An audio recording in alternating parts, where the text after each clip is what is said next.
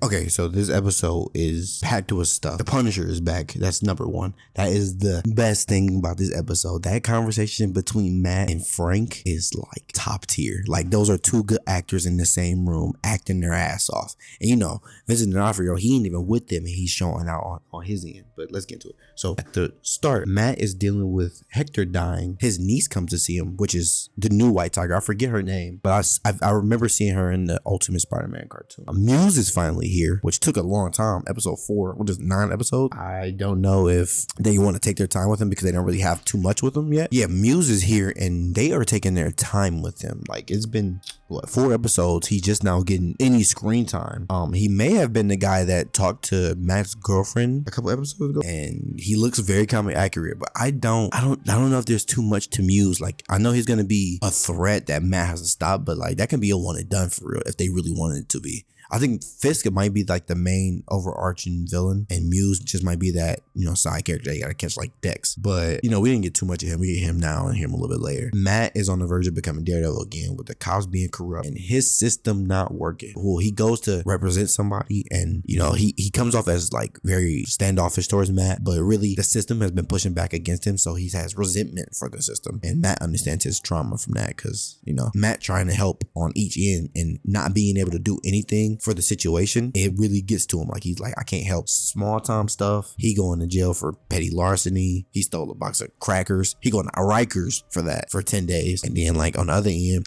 he got Hector out, but Hector died right after from the police. Like it's crazy. Vanessa and Fisk are struggling with their marriage. I don't know if anybody's enjoying this. I'm really not, but you know, it's whatever. I enjoy Fisk and his, you know, descent into madness again, but with Vanessa, I don't know. And then with the plot line with his subordinates and the loyalty that his dude is showing, I'm assuming that's gonna go somewhere, but I'm not really too fond of any of the characters. I hope in retrospect it does like give me more to chew on, but I'm not really for any of that at the moment. Fisk is having issues with being mayor though. He does not like going by the books with things. I know he wants to rush everything, and if he could, he would, but you know, there's rules to it. He's better than me for taking up for that, because I could not be a mayor. That is too much nonsense going on for anybody to handle. And then you gotta wait for permits. Oh yeah, no, that's crazy. Matt goes off investigating by himself, and he ends up finding a Punisher bullet because it rolled down into the sewer drain. You know, he goes straight to look for who did it. You know, he's gonna go to the Punisher for sure, Frank. But every time somebody's walking around in New York in this show, I honestly feel like a sense of dread in the background. Like it feels dangerous. More like they don't have, like it's not safe. Like in the old Netflix show, it felt more comfortable to walk around New York.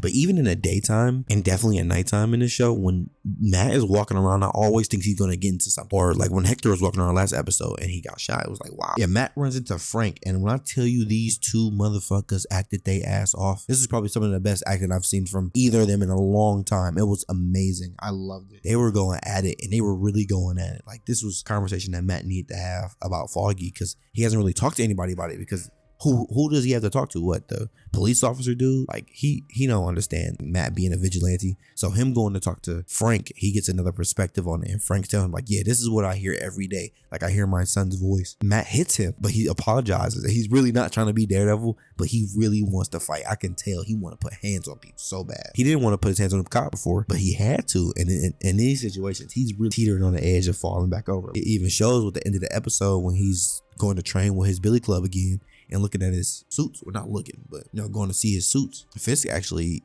is eating unhealthy. He's going heavy at night in his dungeon by himself with Adam, the guy that his wife has been cheating on him with. That's crazy. And then Muse comes back for a second. I really do like this show, and I've said this earlier today. I really do like this show. I'm not the biggest fan of them taking so long to give Matt his costume. If Matt isn't in the costume by the next 2 episodes, there is a problem. Why is Matt not in costume for 5 episodes in the show? That should not happen. Like the first episode, we got him for a couple minutes.